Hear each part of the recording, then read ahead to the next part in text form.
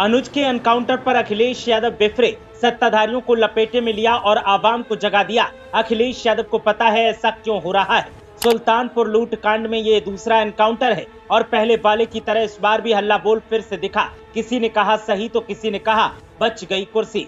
देखिए अनुज प्रताप के एनकाउंटर पर सपा चीफ ने कैसे सरकार को घेरा और क्या ऐसा कहा जो लोग बोले सरकार जाने वाली है, आप आने वाले हैं। उत्तर प्रदेश में सियासी हंगामा बरपा हुआ है और एक बार फिर एनकाउंटर पर काउंटर क्वेश्चन का दौर देखने को मिल रहा है। अनुज प्रताप के एनकाउंटर पर सपा चीफ ने कुछ ऐसा कहा जिसने फिर से हंगामा बरपा दिया है और एक बार फिर सरकार सवालों में आ गई है। एक तरफ सत्ताधारी पार्टी का तर्क है, दूसरी तरफ खुद अखिलेश यादव का अपना पक्ष है। ऐसे में सियासी तौर पर उत्तर प्रदेश में माहौल गर्म है और धमाचौकड़ी का दौर जारी है। कोई मामले में एक्शन को सही बता रहा है तो कोई मामले में आरोप लगा रहा है। वहीं अखिलेश यादव की प्रतिक्रिया पर अब सपाइयों का हल्ला बोल दिखाई दे रहा है। कन्नौज सांसद अखिलेश यादव की प्रतिक्रिया के बाद हलचल तेज है।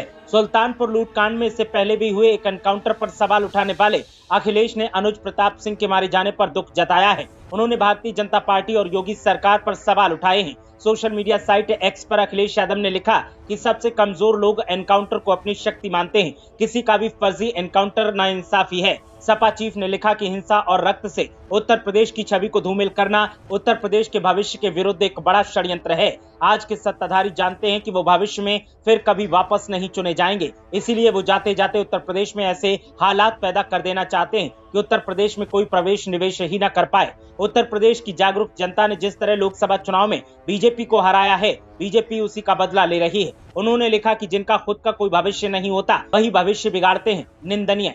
मृतक अनुज की बहन अमीषा ने भी एनकाउंटर पर सवाल उठाए हैं। उन्होंने कहा कि ये कानून वास्तव में अंधा है, कोई इंसाफ नहीं मिल रहा है। 35 से 40 मुकदमे वाले खुलेआम घूम रहे हैं। मेरा भाई निर्दोष था, उसको एनकाउंटर में मार दिया गया। सरकार का एनकाउंटर करने का रवैया ठीक नहीं है। अमीषा ने कहा कि डकैती कांड में शामिल सभी 14 लोगों का एनकाउंटर होना चाहिए। सजा देने का काम कोर्ट का है, एसटीएफ का नहीं। मेरे भाई को विपिन सिंह और विनय शुक्ला ने फंसाया है। परिजनों ने कहा कि अनुज सरल स्वभाव का लड़का था, उसका कोई आपराधिक रिकॉर्ड नहीं है, लेकिन फिर भी न जाने क्यों उसे निशाना बनाया गया और उसे खत्म कर दिया गया। अनुज के एनकाउंटर के बाद जहां समाजवादी पार्टी की तरफ से लगातार सरकार और पुलिस पर सवाल उठाए जा रहे हैं, तो परिवार की तरफ से भी कई सवाल खड़े किए गए हैं। और परिवार जब से सामने आया है उसके बाद से उत्तर प्रदेश की सियासत में अलग माहौल देखने को मिल रहा है। तो वहीं आम आवाम भी अब एनकाउंटर पर सवाल खड़े करने लगी है। सबका यही कहना है कि हर अपराध का फैसला अगर एनकाउंटर से किया जाता है तो फिर तमाम नेता ऐसे हैं जिन पर 40 से 50 मुकदमे दर्ज हैं,